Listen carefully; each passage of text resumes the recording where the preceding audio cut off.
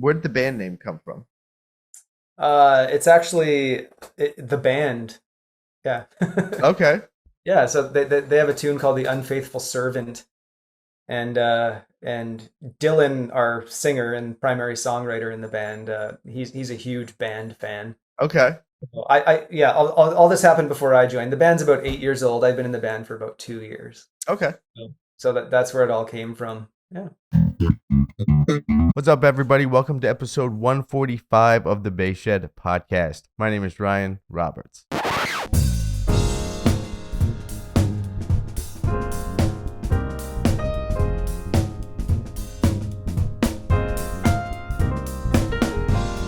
What's up, everybody? Welcome back to the Bass Shed podcast, the show where we talk about artistry, career, and culture. If this is your first time checking out the show, please make sure to hit subscribe wherever you are listening to the show.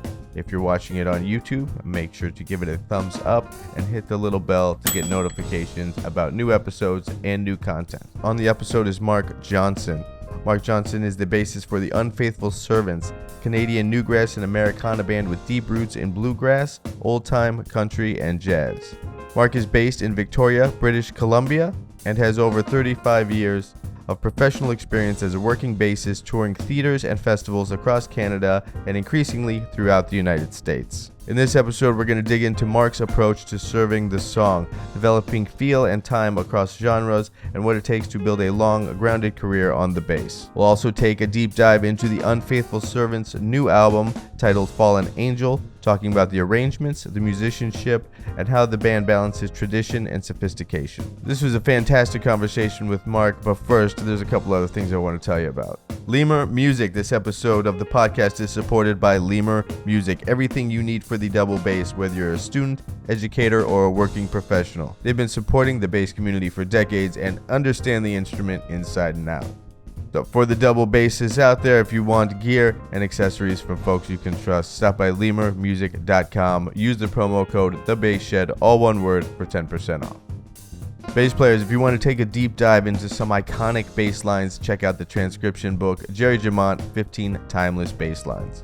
This book is especially important to me and meaningful to me because I got to work with Mr. Jerry Jamont himself. He brought over a hard drive to the studio and he picked all the tunes that are transcribed in the book. And after I transcribed them all, Jerry had the final call, and Jerry has approved each and every bass line and solo that's in the book. So stop by, pick up your copy of Jerry Jamont, 15 Timeless Bass Lines. You can get that at thebassshedacademy.org. There will be a link in the show notes below. And if you're looking for more bass content, there's always something happening at thebasshed.com. Find in-depth lessons, other transcriptions, album deep dives, gear breakdowns, some mindset pieces, podcast extras, things that don't always make the episode that is published here, all kinds of things related to bass culture at thebasshed.com. All the content there is purposed to inspire your playing, to build your playing, and not only your playing, but your inner musicianship. So stop by thebasshed.com for more. Alright, before we jump into the conversation with Mark, I want to take a second and just talk about why this is such an important conversation. Mark isn't just a great bassist, he's someone who's spent decades doing the real work of being a musician, touring consistently, serving bands, showing up night after night, and finding ways to stay grounded without burning out or losing the joy of music. Mark has spent time studying jazz and the jazz tradition, and he is also deeply rooted in bluegrass, old-time, and Americana traditions. What really stands out to me is how thoughtful he integrates those worlds, right? Nothing feels forced or flashy. Like everything he's doing, and his purpose is to lay it down and serve the band and honor the music. And I think that those are characteristics and values that can easily get lost in what the bass is becoming and has become. Mark is also a member of the group The Unfaithful Servants, and they have a new album out titled Fallen Angel. On that album, you can hear a band of true players who deeply care about arrangement, mood, and story, who also trust each other enough to let the music take the shape it's going to take, and they trust each other as musicians. All of that comes through on the record, and I can't speak highly enough of this record. Definitely check it out. There will be a link to it in the show notes. In this conversation, of course, we're going to talk about bass, and I can't imagine there's a time when two double bass players get together and the topic of strings don't come up. So we're definitely going to talk about some gear and set up things. We're also going to talk about really fascinating topics to me about how geography shapes sound. And here it is. Here's my talk with double bassist for the Unfaithful Servants, Mark Johnson. Well, man, let's actually, before we get in, what are we looking at here? What are the two ladies on the left there? What are the basses? Well, the one in the front here is my primary bass. It's a guy from Prague that makes them. Well, I guess he's long and gone now, but he still has workshops. But that's a Juzik bass. Oh yeah. It's one of the newer ones, like it's 2000, so Okay. it's still the Juzik company, but manufactured in a workshop. Now I don't know if it's just because of the angle that I'm looking at it. Is that 3/4 or 7/8? 3/4. It is a little bit on the big side though, but it's still considered 3/4. Yeah. It actually looks really deep for a 3/4 too. And again, that could just be the perspective. Yeah, I even having it up against the one in the back there, which is an actual 3/4, and it's actually a little on the big side too. It is a deeper bass. Okay. Yeah. And there's something about the profile of those like bee stings sticking out, and they kind of wave out a little bit that gives it probably a deeper effect. And it's got I just got that C extension put on, so that's been fun. Okay. Getting to go down to those low ends and yeah. Really go. How did I don't have one on my upright. I've been threatening to get one. How big of a learning curve was that for you to get comfortable accessing those notes down there? Accessing them effectively is like playing them, like getting up in there and actually playing on the extension is a bit tricky. I'm still not totally comfortable with it yet. The only time I ever do that is if there's a little bit of a space and I can like take a second and get my hand in position. Right. But I see some guys like like Edgar Meyer and those guys that they just sort of go up there and float back down. And yeah, I feel like that name is going to come up a lot during this interview, given the recording that the PR company sent over your new album, which is fantastic, with the Unfaithful Servants. Yeah. But before we get into that record, actually, let's get a little context. A double bass is your primary instrument, correct? I see some other instruments behind you now. You have a couple guitars and a cello. Yeah. Yeah, so double bass is the primary instrument. I learned mostly on electric bass in my younger years, but always liked the acoustic music the most, so naturally gravitated over to the double. And has that become the area of focus more lately, or do you kind of split your time between the bass guitar and double bass? No, it's all double bass these days. Okay. Yeah. What is the electric? What's the electric that's sitting in the closet right now? I have a Fender Jazz Deluxe. Oh, okay. 4 or 5? It's a 4. I have a Ken Smith 6-string as well. Nice. Yeah. That probably gets even less attention. It does. When I bought it, big intentions around it. I was gonna take over the world, but it's a little heavy. It hurts my shoulder, but it sounds great. Yeah. So was bass your first instrument in your musical journey, or did you start on guitar or piano or something else? Yeah, I started on piano. I started on piano when I was younger, and then picked up guitar and. I don't know. In my younger years, I listened to I was listening to a lot of like pop, not really pop, more like Primus and Chili Peppers is what I'm getting at here. So I was listening to a lot of like electric shredding guys, and and that's kind of where I leaned into the bass more. Was like, oh, the bass can be a cool instrument and be more of a presence in the band, So. That generation, that era of what pop music was, had a lot of kind of baseboard personalities, people with very strong musical identities in the group. So I think it was great for the instrument. Yeah, I think so too. And then there's always been guys that could really play, but like Victor Wooten too. Like he sits there alongside Bella Fleck and shreds just as hard. So yeah, exactly. That's Bella's another name that I'm sure will come up quite a bit. So there's piano piano first. At what age did you get into the bass?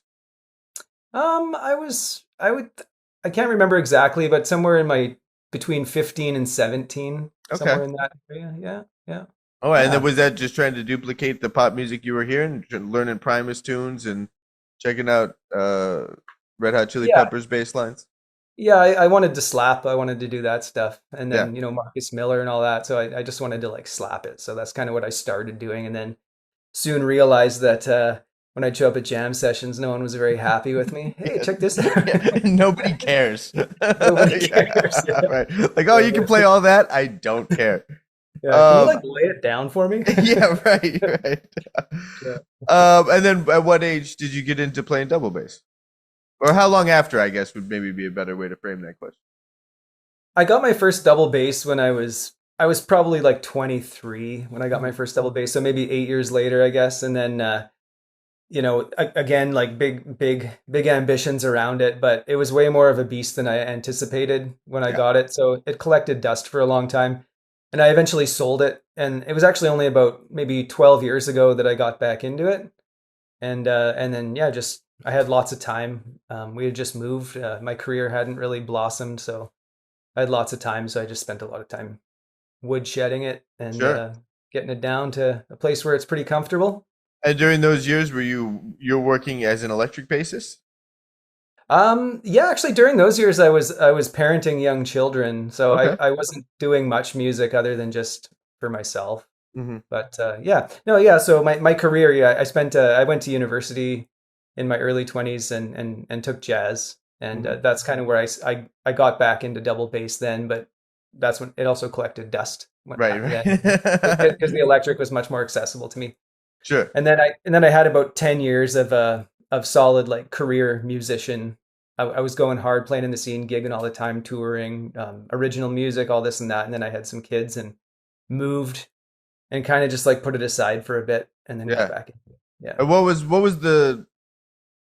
the nature of those gigs? Was it just working man stuff, a different thing every night, and just trying to stay busy and keep the calendar full, or were you playing with regular acts that were pretty active?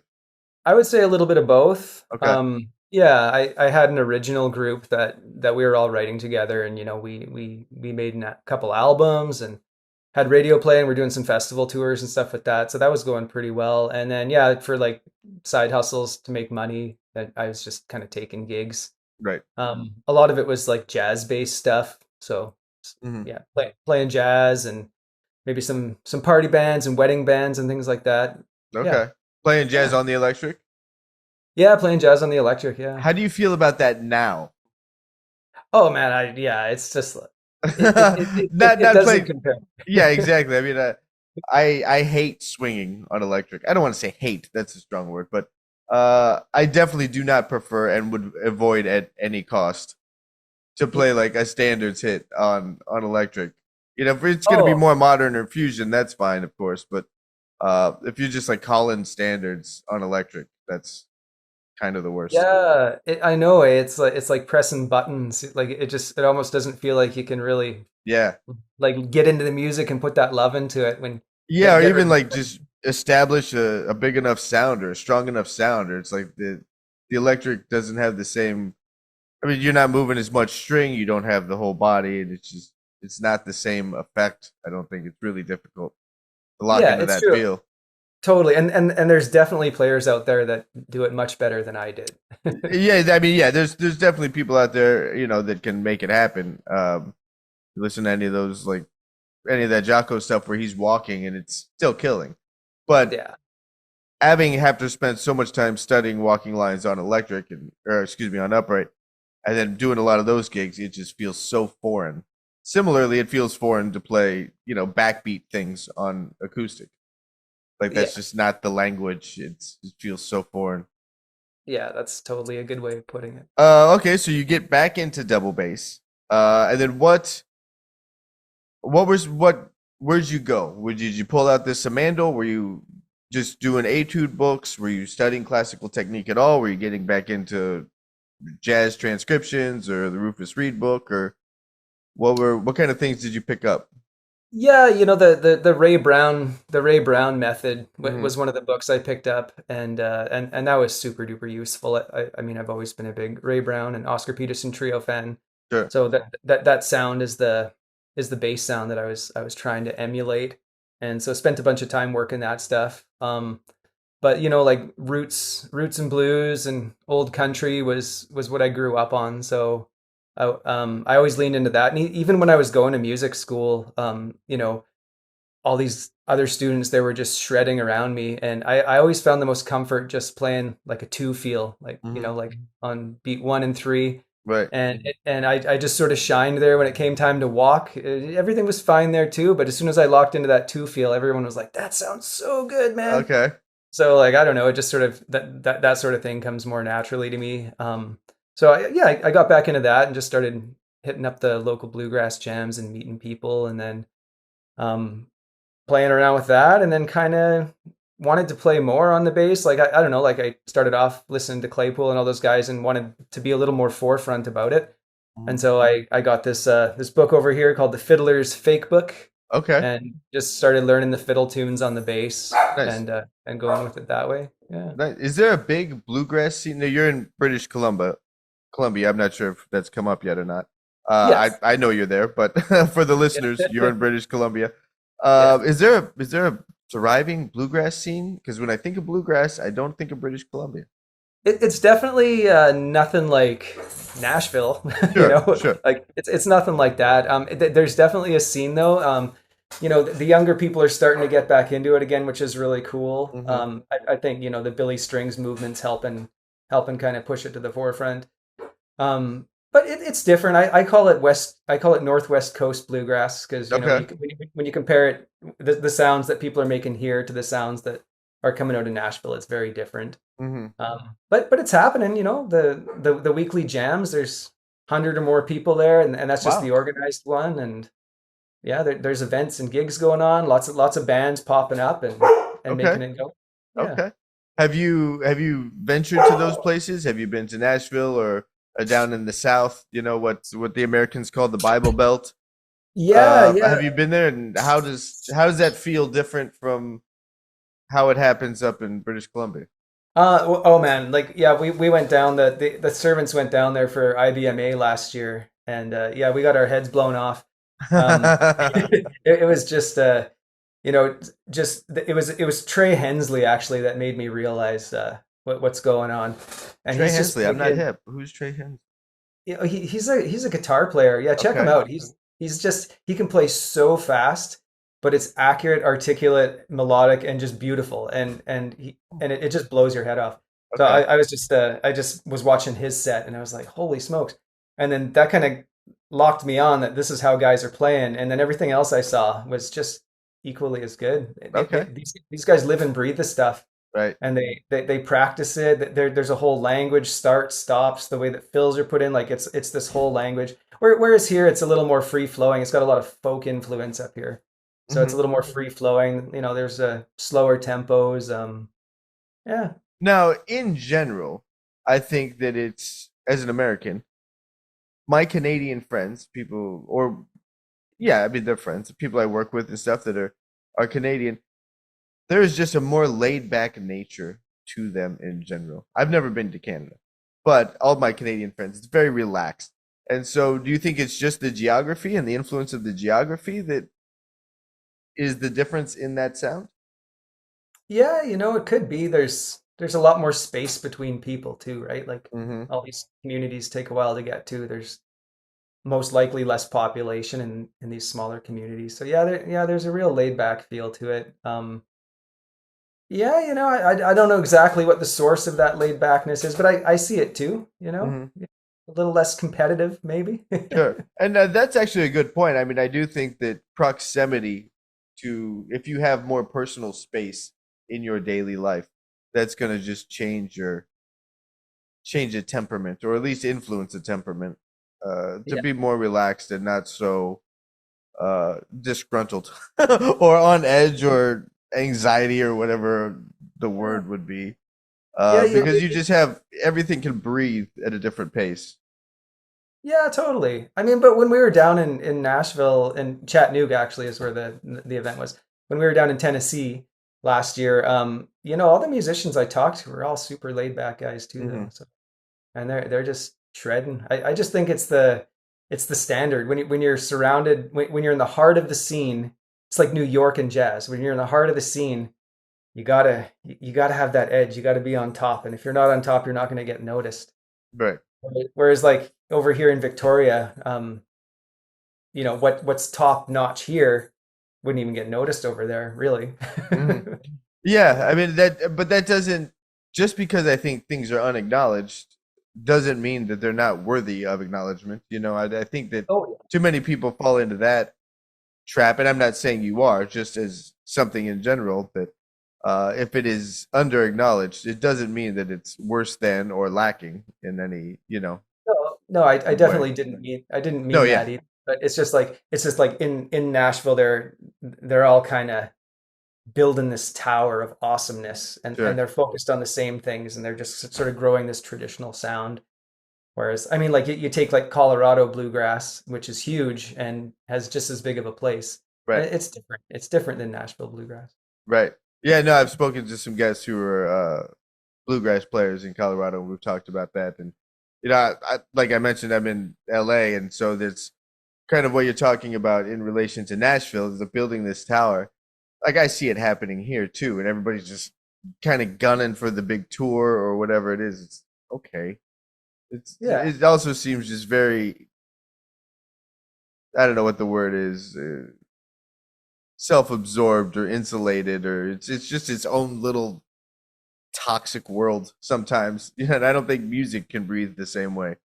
It can be. And then Yeah, there's those players that are just so naturally good yeah, that they sit at the top and they're just like, "Oh, this is great." yeah, You know. yeah, exactly. Yeah, those people will always be there, both to inspire us and sometimes make us feel bad about where we're at, all at the same time.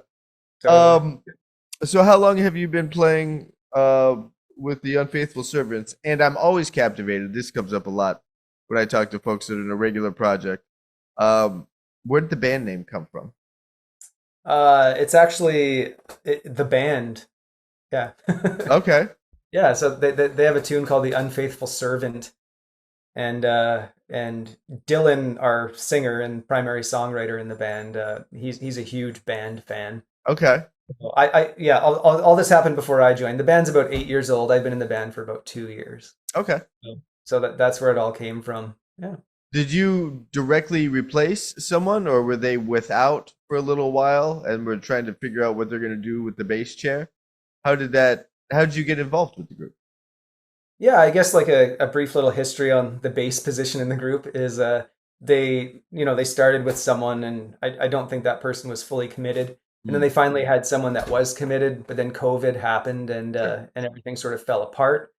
And he ended up moving off to a farm, and then Jesse and Dylan, the two founding members that are still in the band, decided that they wanted to rebuild the band. So they found a fiddle player, a young guy who's a Quinn Etheridge Pettin. He's like the hot to do guy around the island here. He's like Yeah, I 22 mean, from years old. listening to that record, he's uh, Yeah, I heard a lot of Mark O'Connor there. yeah, oh Yeah, yeah, yeah. He takes it all in. He's a great musician.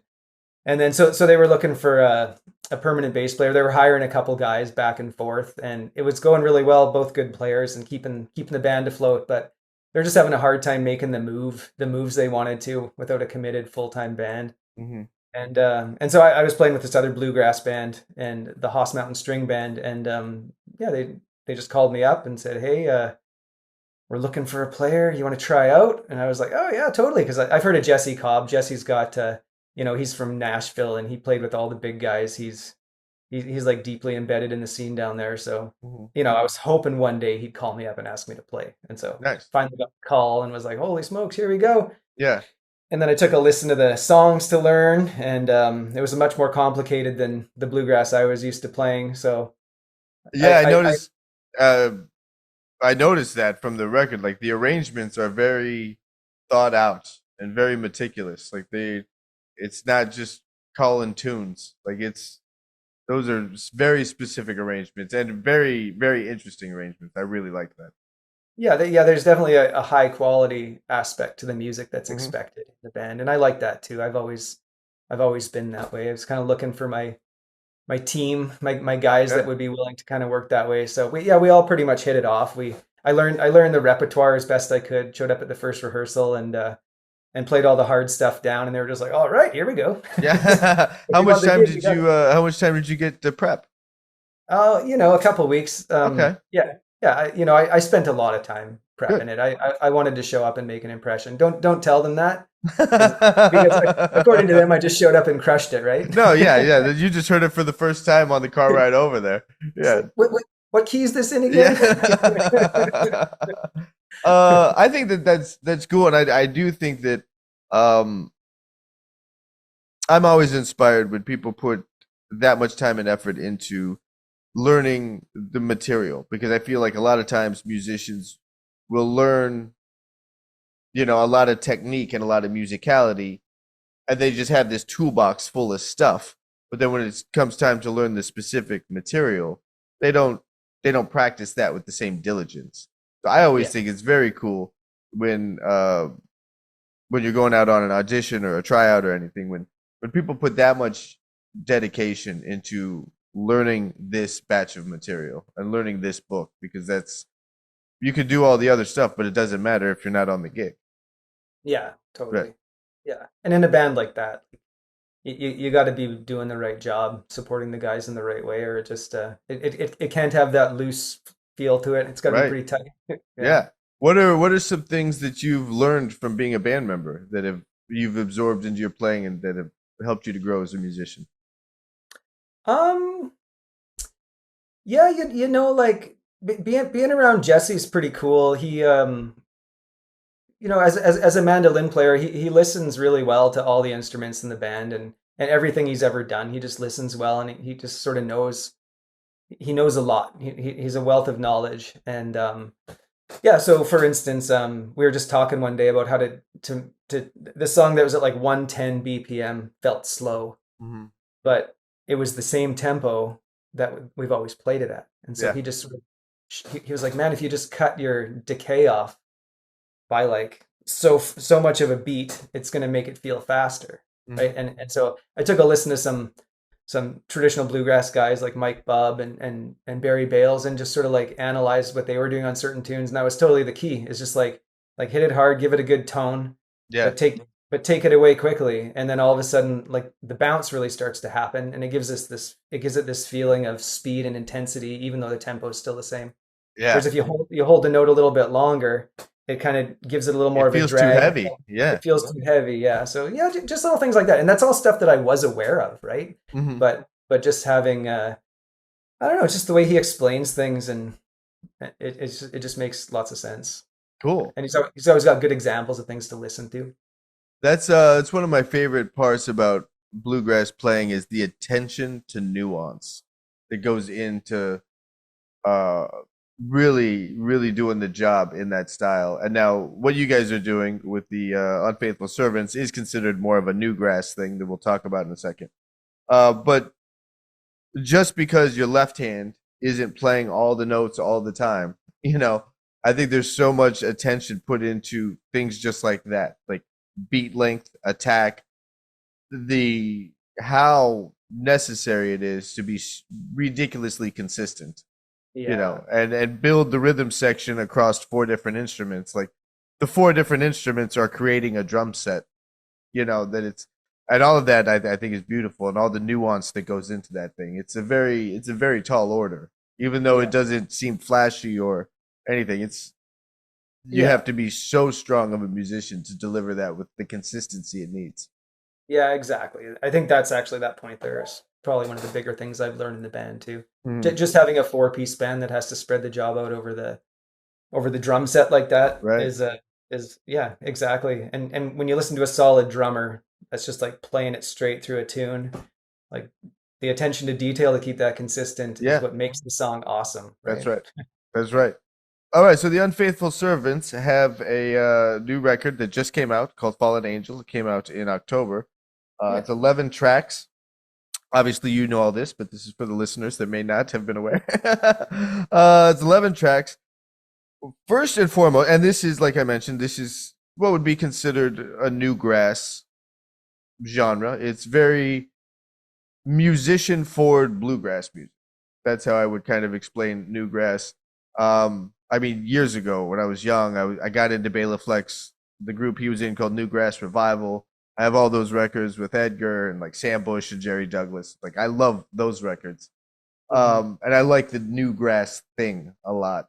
How much time had you spent listening to the newgrass when you were working as a bluegrass player? Were you dealing with a lot of traditional sounds, or were you always pursuing this newgrass genre or subgenre?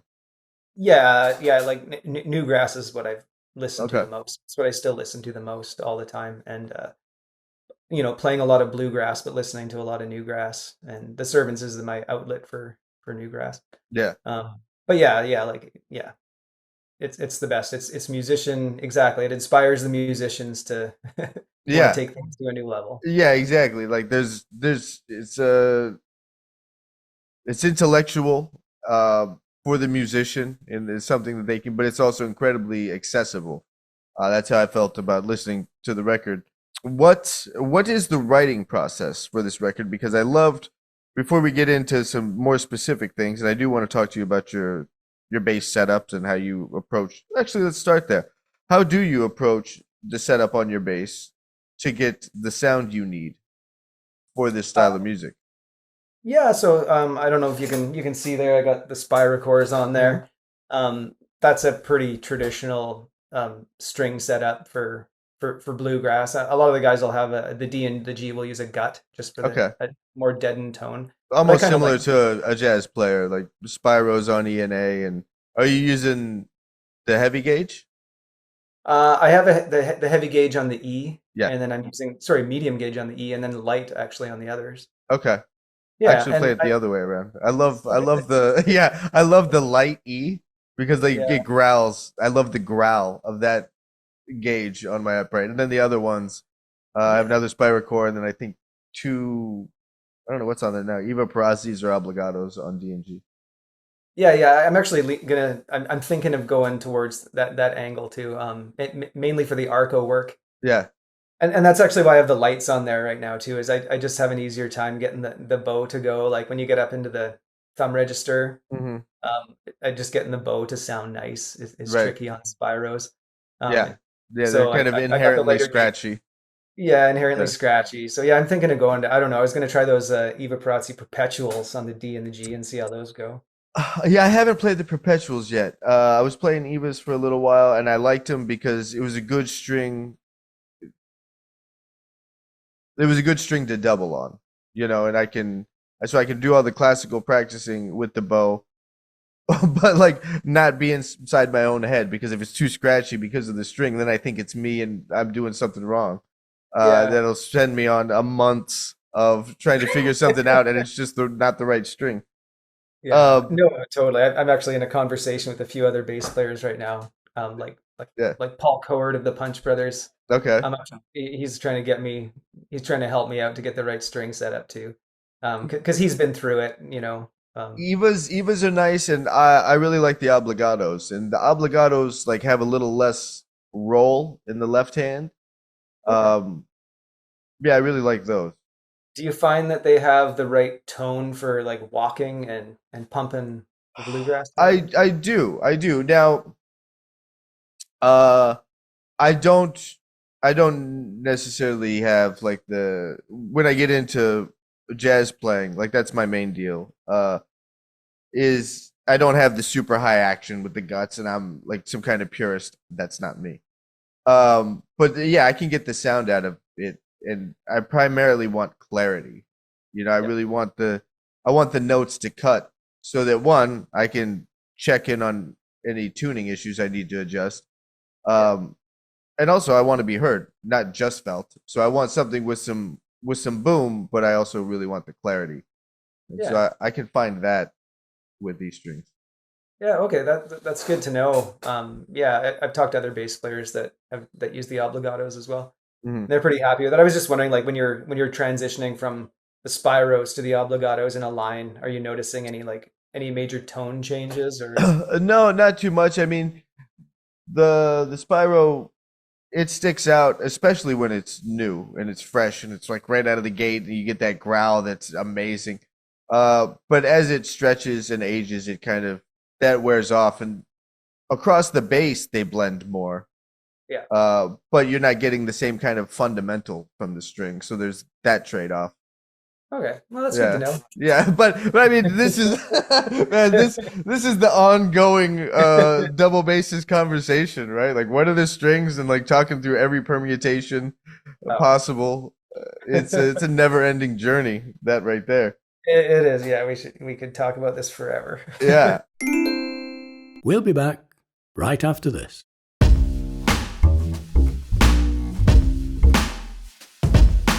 All right, folks, we're going to take a quick break so I can tell you about the Woodshed bass. This bass was designed specifically to honor classic vintage soul while offering a modern voice. This is a fantastic bass. Like, I know for myself, I feel just as home laying down a pocket on it as I do if like I'm going to take a solo on it. And it really establishes both sounds. Not part of the little plug here, but we all know those basses, right? We all know those basses. Some of them just feel great to solo on. And then other ones you play it like, nah, that's just a pocket bass. Like, yeah, like that's a pocket bass, that's a solo bass. But the Woodshed bass, there's room for both, and you feel just as comfortable on both. You can check out more at thebassshed.com. Click on the tab that says Woodshed bass, and that will have all the specs. Check it out, the Woodshed bass. All right, another piece of gear I want to tell you about is the Craft Geek Capsule Music Stand. This is a fantastic upgrade to the rig I didn't even know I needed. Super portable, super lightweight, really sturdy, incredible, thoughtful design. I don't think about upgrading my music stand that often, but the folks at Craft Geek really knocked it out of the park with this design. Stop by thebassshed.com, check out more about the Craft Geek Capsule Music Stand, and use the code SHED15 to save 15%. Excellent, sir. And then do you purposely play your action a little higher just to move some more air from the bass? No, I actually prefer a little bit of a lower action too. I find the sweet spot between like on a medium E with the Spyro, can I play the F sharp and G without too much buzz when I take my fingers off? Right. And that's kind of where I set my action and try and just go across. But a little lower action's nice. I like to when I'm practicing. When I'm on the stage, I'm doing a very different thing when I practice. When I practice, I'm working on arco with like faster passages and things like that. I'm really trying to develop that side of things. So I want it to be easy to play. Yeah. I want the tone to come through.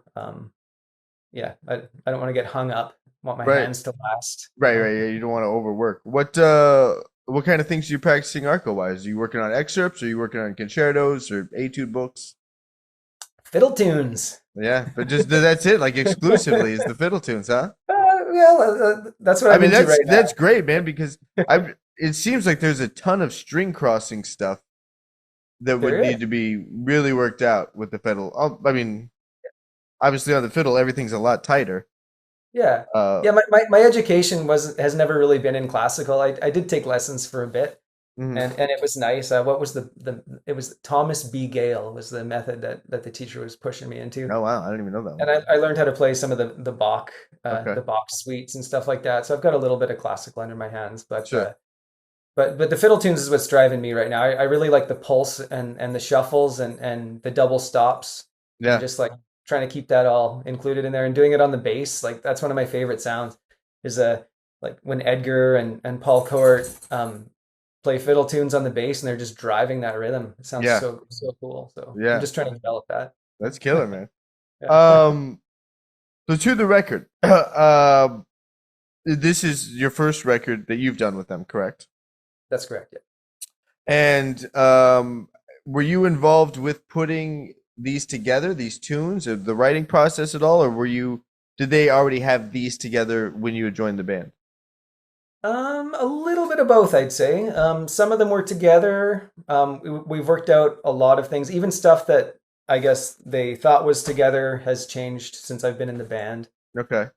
Yeah, we're kind of on this constant arrangement thing and building up to getting the album together, things that, we were performing, but we're never really content with. We really had to hit the woodshed and and get those tunes together in ways that featured all of us. Yeah.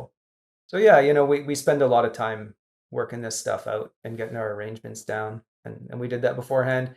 The song "Fallen Angel" was the first song that I didn't co-write it because I didn't write the lyrics, but as a band, Dylan brought the lyrics forward, and we all collectively put that song together. Okay. It's like the first one that I'm sort of officially part of. Okay. And then all the other ones that are on there, like I came up with the parts, or took the parts from the last bass players and turned them into my own, that kind of thing. Yeah, and there's a nice for the bass presence on the record. There's a nice mix. There's some arco playing. There's a lot of pits. There's some slap playing. It covers a lot of ground with what the bass is doing on the record as a whole. And one of my favorite things about this record is how much ground the album covers. Every tune, from tune to tune, is taking you somewhere new. And there's obviously when putting a record together, the final playlist is always a strategic decision. But the flow of this record is fantastic because where you're just at, the next track is going to be somewhere else. And then you're into a whole other story and mood, and you're there for 3 to 4.5 minutes, and then you're on to something else. And it's a great thing that you don't get burnt out on one version of a sound. Like the band explores a lot. I'm glad that came across. Yeah, we put a lot of time into finalizing the order. Yeah. and even picking the tunes to put on the album too. Like we really had to think it out to get it there. How many tunes were in the running? So there's 11 tracks total. Were you pulling from? I mean, how many songs were in question? Yeah, 30 that you whittled down, or was it 15? No, it was probably like 15, 18, Okay. 20, somewhere in there. Yeah, not a huge amount, but the ones that were in the running, like they were all going to be on the album, right? Yeah. It's like, how can we make this work? So we just had to start cutting some out. And even though they were awesome songs and they probably would have found a great place on the album, we settled on what we have there. Sure. Out of the 7, actually, the 11, sorry. Which ones do you prefer the most? Because there's always tunes like this. There's always tunes. I think, like, if I'm playing regular material with a group, it's like, okay, I might like all the songs, but there's one or two they're like, yeah, that's kind of, yeah, I like that one. Well, I mean, like my favorite song on there is Big Shots. Mm-hmm. It's got the most fun bass work. Right. So that's the one. I get a little solo in there, but it moves around a lot. I get to use some more of my jazz and funk skills. That one was cool because it's the one with the slap bass. Yeah. Correct. And the tune's in 6, but there's a lot of hits that are really coming from a 4/3 polyrhythm. Yeah. Throughout the whole thing, and it's really interesting. And it wasn't just like a waltz or some kind of normal country tune in 6. Like it was a very educated approach to playing that and what the band's doing rhythmically. Yeah, it's actually not all in 6, and when we count it out, we have a click of a 4 click going on if we're going to play against a click. Okay. And then all those 6 parts, which is a pretty big chunk of the tune, we're feeling a 4 click over it. So the clicks in 4 and you're playing 6 in the studio. Yeah. I would have assumed it was the other way, where like you're playing in 6 and you're feeling the 4 against it. I actually prefer that myself when we're doing these kind of things. We have a few songs that go that way, and I actually prefer to hear them in 6, the click in 6 as well. But we have to come to agreements on these things. Who was the judge and jury on that? Was it that's what the majority of the group was feeling? Was I'd say whoever's holding the most emotional baggage that day will be like, fine then. Fine, you win. Leave me out of it. Fine, sure. We're doing the click in 5. I don't even care. Yeah, no clicks, fine too. Just whatever. Yeah. Let's not make this a thing. That's hilarious. What were some of the deciding factors for tunes that would make the record? Was it mainly about what songs go together as a playlist? Yeah, I'd say that was probably the biggest deciding factor right there was yeah, making a nice playlist out of it. Hmm. Yeah, songs that were the closest to being polished and record worthy. But I would say, like we definitely wanted some instrumentals on there, Yeah, but we wanted it to be mostly vocals. So out of the 11, I think there's 3 instrumentals hmm, and eight vocal tunes. So we wanted lots of storytelling to happen in there too, sure. and not every song to have a big flash moment, like some just to be simple and focus on the vocals. Right. Yeah, the one that comes to mind was Adeline, track 6. For that one, it Yeah, was just tells the story. Now about this song. This song was actually one of the most interesting to me to listen to because it's a it's a big shift. The track before it, track 5, is the title track, Fallen Angel, which is a minor tonality. And then we get into track 6, which is Adeline, complete mood shift. And this is much more of a kind of classic country feel to this song. yeah. Um, is the song sarcastic? No, no. Because it's almost like now I don't this is out of respect. Like I like the song, but this is something that I had thought of. There are a lot of very popular lyrically, a lot of popular imagery and kind of I don't know, maybe lyrical tropes could be a term. Mhm. And then I started wondering like, wow, is it so on the nose to be sarcastic in some weird way?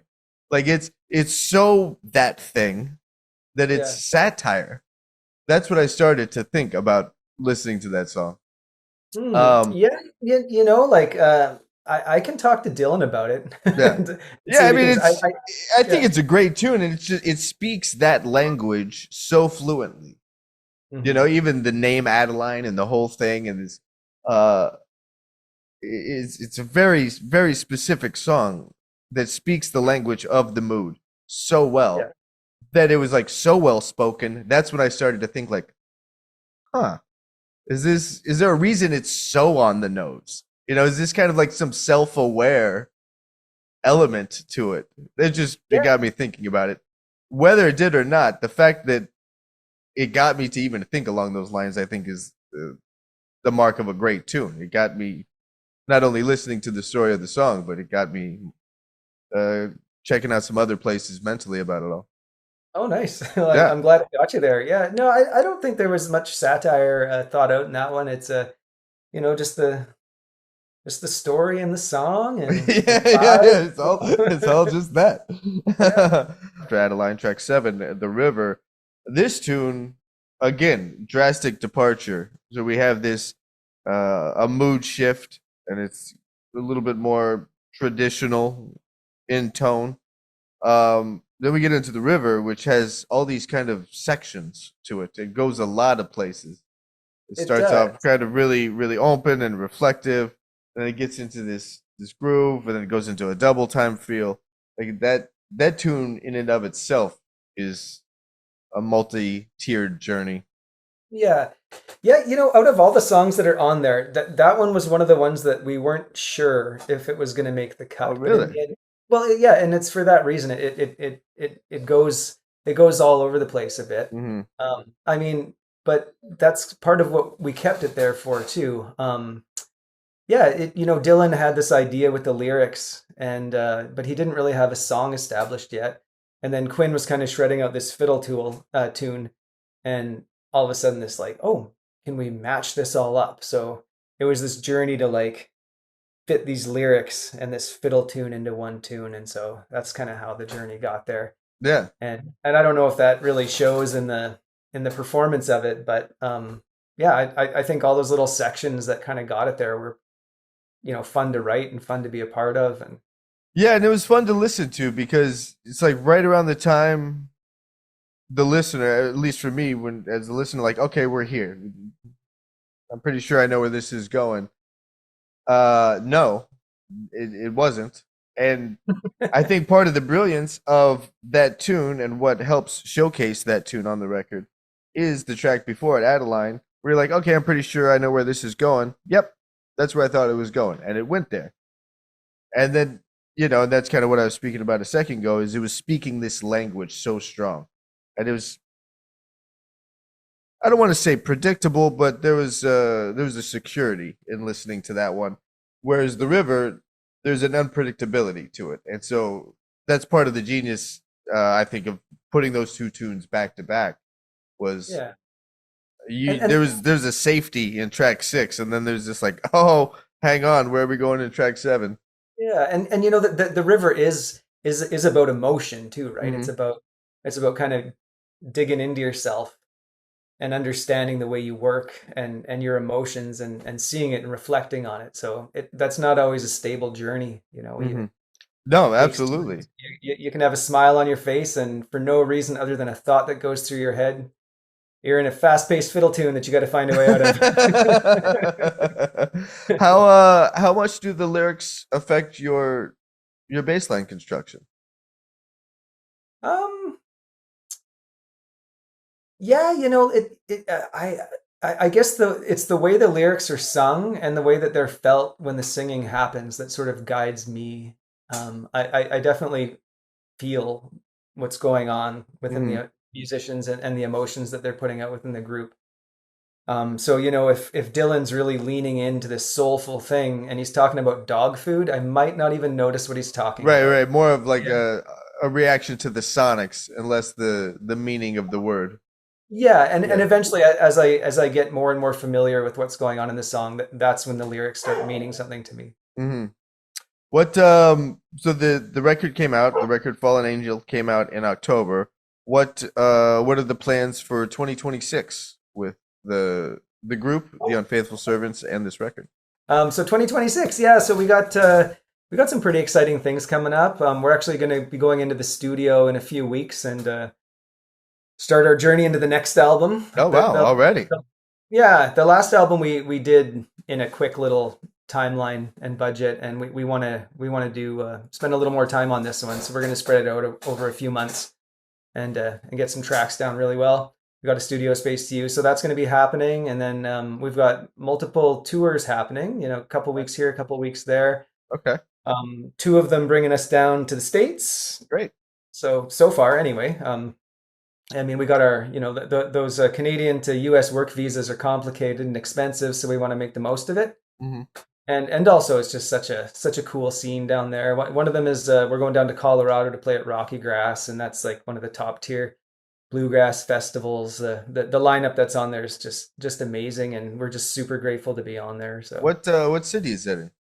Lyons, Colorado. Okay, Yeah. okay. I feel like that has come up. There's been a few like Americana folk, bluegrass folks I've had on the show, and I feel like Lions has shown up. I know Vale has shown up. There's like some mountain towns. Yeah. I say that, but it's Colorado. I feel like every town is a mountain town in Colorado.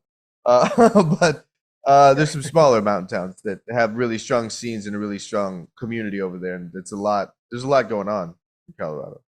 Yeah, totally. Yeah, it's a vibrant scene. Planet Bluegrass operates out of there. Like they put on Telluride and Rocky Grass, so Okay, there's just a high caliber bluegrass scene in Colorado, and yeah, so we're gonna get to go be a part of that, and that's pretty exciting.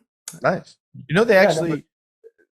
I don't know. A friend of mine plays. He's the assistant principal in the Colorado Symphony, or at least was last time I spoke with him. They actually teach bluegrass in college oh, in Colorado. I remember when he told amazing. me that. I'm like, interesting. You Now, know, not that it shouldn't be, but that's such a folkloric thing to me that it's passed down by hearing and doing. And you know, is there enough it's in a semester to really teach? Like, just go do it. Just go do it a bunch. Like, what is there? There's no book work to do on this stuff. It's just go do it. I mean, Berkeley's doing it now too. The Really? University of Texas is doing it. Yeah, it's happening. I Wow. mean, like this whole thing that I'm doing with like learning all these fiddle tunes. Yeah. I find it to be just as valuable as learning the classical stuff. Like it gets you all over the instrument. It gets you into these. It's very melodic. Hmm. Um, yeah, it's not as easy as it sounds. No, no. I mean, when you take it that route, like learning fiddle tunes, that's something else to me. I mean, it's not that you're not learning bluegrass. That's it's kind of a more advanced approach to learning bluegrass on the bass versus learning a bunch of bluegrass standards or hearing your way through a tune or what some tonal options are or examining form or something. But the bluegrass, what was the name of that fiddle book you were going through again? Oh, I got it right here. It's called The Fiddler's Fake Book. Okay. Yeah. And so is it just melodies like a fake book would be, like lead sheets? Yeah, it's got, it's got like melodies and chords. So, there's an example page right there. Okay. Yeah, melodies and chords and. Okay, but they're not vocal melodies. I guess that's what I was thinking, that they might be vocal melodies, but they're the actual fiddle part. Yeah. Fiddle tunes and bluegrass is the instrumental tunes. They call them fiddle tunes. Okay. Yeah. Okay. I used to play country in Phoenix, but that was it wasn't bluegrass. Cool. So you got some tours coming up. When you come down for the stuff in Colorado, is it just for the Colorado dates, or are you jumping around a little bit while you're down here? We're lining up a tour. We got one in northern BC, and within a week we have to be in Colorado. So it's about a 32-hour drive from one to the other. So we're trying to break it up into, and we have 4 days to do it. So we're trying to break it up into 8-hour drives and a gig every night. And and so we'll figure it out. Through the BC part, we've got lots of connections, and then Jesse, our mandolin player, he used to be in the infamous String Dusters, and he's toured around those areas a lot in the States. So he's got some contacts in the States there. So we'll I've talked to them. Is that Travis Book on bass?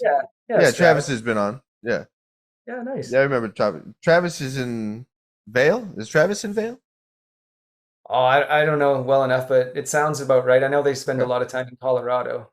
Yeah. I think a couple of them live in Colorado, actually. It's Travis been a while since that conversation, but I think he was in Denver because it's actually the PR company seems to have like a strong connection to people in Colorado. So when they email me to do interviews, it's typically there's a Colorado association, one way or the other. What can we look forward to for the next record? Is the next record tune-wise some of the ones that didn't make the cut on Fallen Angel? Yeah. There's some of them that didn't make the cut on Fallen Angel, and we've been writing lately. We got a whole pile of new songs that are coming out right now, or coming to us, and we're getting pretty proud of them. They're starting to take shape. So wonderful. So we'll have that stuff on there as well. Sweet. Yeah. Sweet. For Fallen Angel, you mentioned wanted to take a little bit more time with this upcoming record.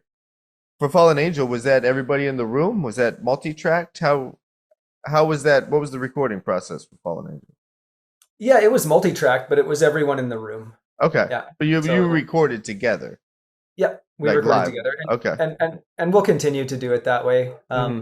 It's just it's just such a more intimate feel when you get it down that way. Absolutely, and that feel communicates through the recording 100%. Yeah.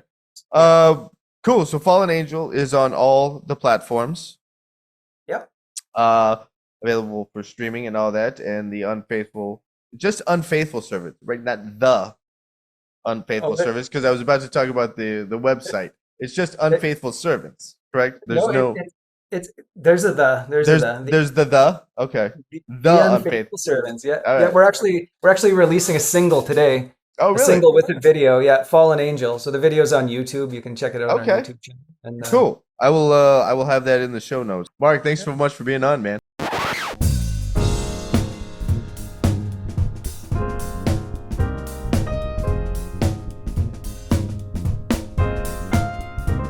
All right. That was my talk with bassist for the Unfaithful Servants, Mark Johnson. Wonderful time talking to Mark, and what a great record. Like we spoke about in the interview, the arrangements on that album are really, really happening, and there's so much in that record for the listener. There's enough goodies in there to intrigue the musician, and then for those that may not be so focused on playing, as more of a casual listening experience, there's great stories and lyrical content too, so definitely check that out. The record is Fallen Angels by the Unfaithful Servants, and I will have a link to it in the show notes below.